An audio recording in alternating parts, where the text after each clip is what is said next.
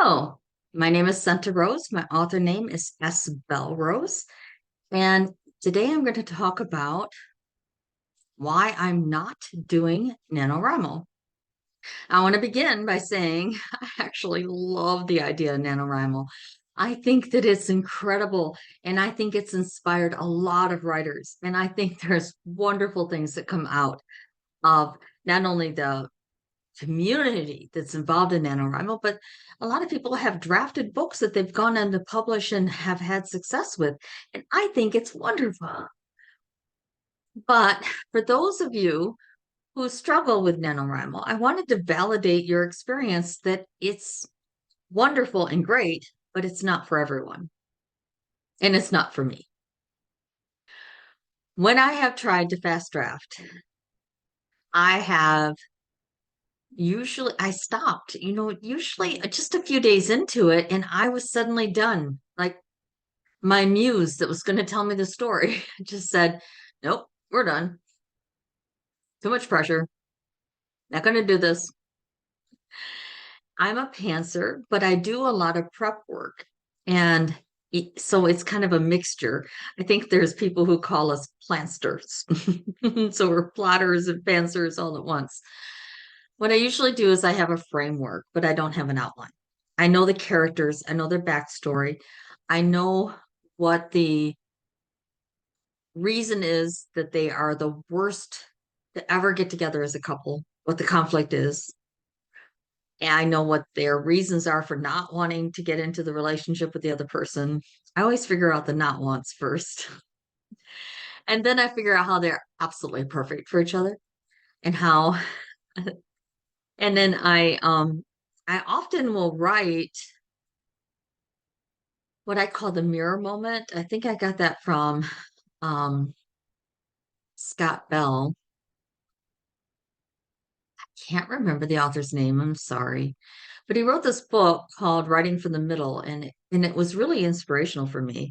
But KM, and again, I'm terrible with names. Um, I'll have to look their information up and put it in the description box. I apologize to those craft writers. She writes about finding your book's theme. And I do that. I always look for what my theme is. I also look for the middle of the book, what the mirror moment is, what the pivotal shift that needs to occur in both characters, each separately, that need to occur for them to end up together. And and then almost always that is what leads me to what their backstory is, because usually it comes from their backstory. And I have all that figured out. I usually have my subplot figured out. What are some of the other characters in the story? Um, I usually know who they are. Now I know their names. I know their descriptions. Of course, I know everybody's physical description. I may know their astrological sign. I may know their Clifton strengths. I may know their Myers-Briggs. So I may know all of these wonderful things about them before I start, but I don't know what happens in every scene, and I don't outline. And when I have tried to outline, it's a disaster. It works best for me to see how I write, what my process is, and not to fight it. And it took me a while to figure out that because I didn't write like somebody else didn't mean that I could never be a writer. It didn't mean that I was going to fail. But the other part of my process is that I love to handwrite. And I refer to the handwritten version, my zero draft. And sometimes my zero draft is really sloppy.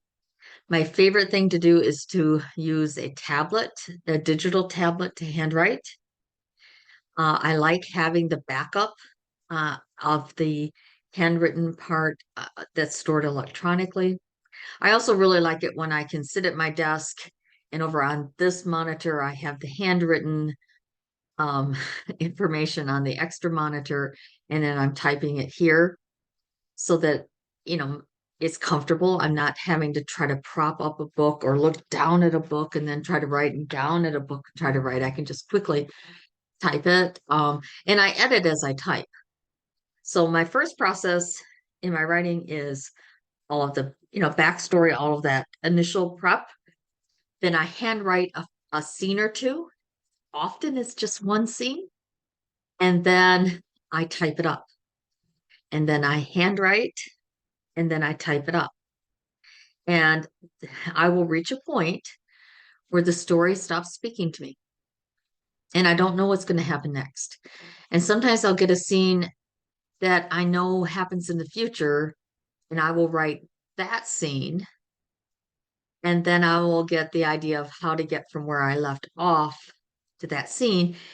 And there are times when I need to not even try opening the document for a few days.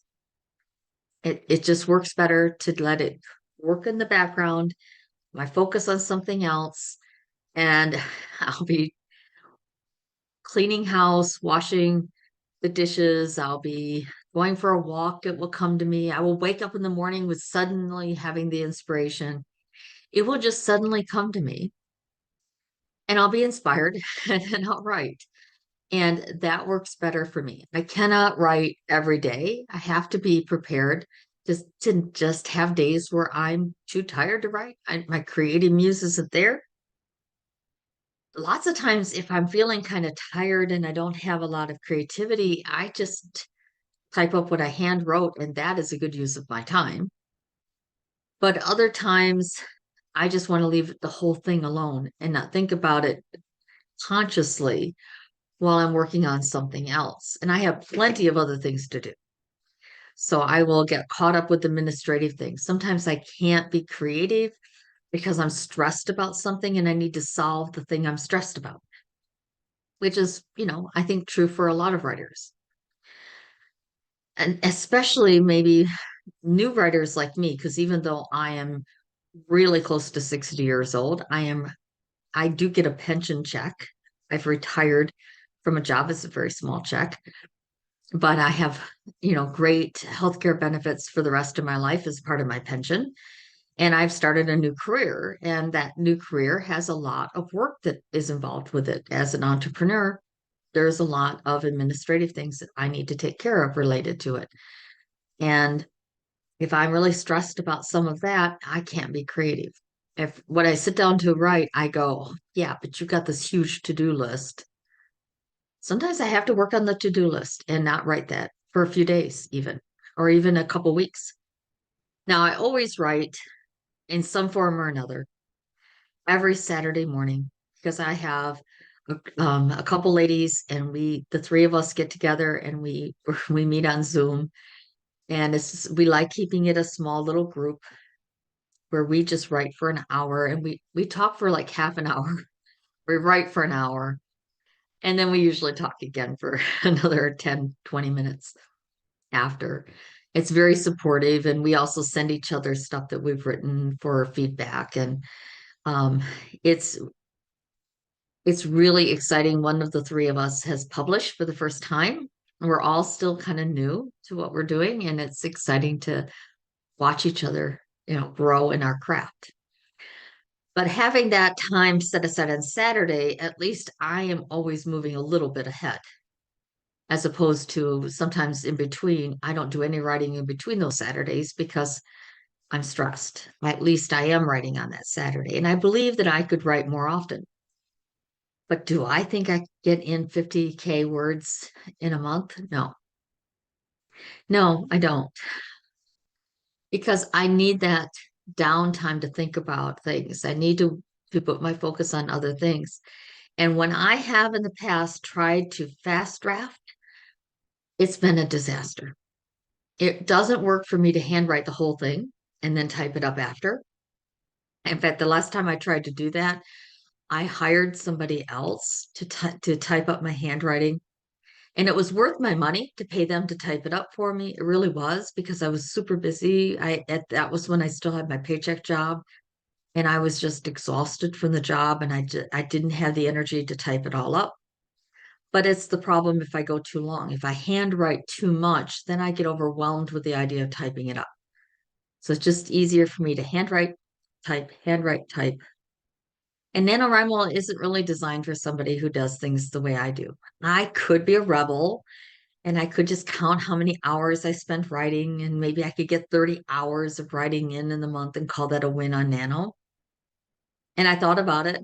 I think I opened up a project to do that, and I shut it back down again because trying to be the kind of writer that other people are doesn't work for me. I have to respect my style and what works for me and not try to become someone I'm not or try to be a different kind of writer.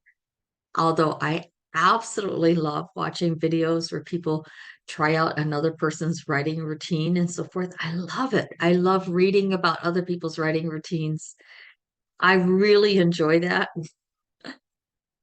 but I can't mimic somebody else's style. I will sometimes get ideas. I don't remember who the writer was.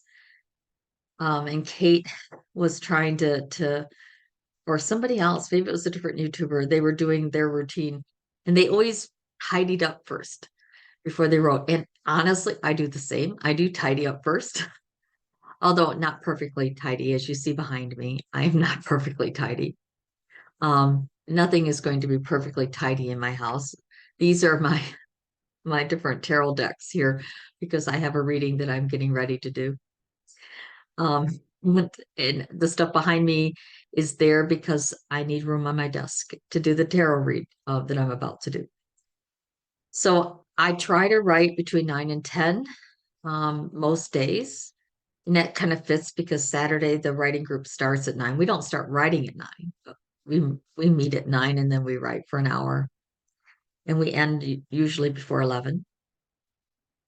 But on the other days, I try to write between 9 and 10 because I find that I have the rest of my day is pretty well scheduled. It's the only time that doesn't have an appointment because I have dedicated 9 to 10 for writing, and then I don't use it. I use it for something else. I use it for administration, something else.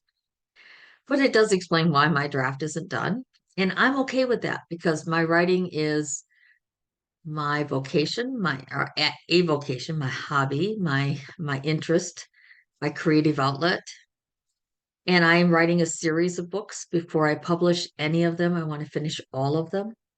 And I'm going to write all of them, and I'm going to pay an editor to edit all of them, one at a time, of course. And then I'm going to try to find a small publisher because I don't really want to take it all on myself to publish it. I don't have the marketing skills or interest, and I'm hoping that a small publisher will open some doors for me to be able to sell maybe a few more books than I would have been able to sell by myself.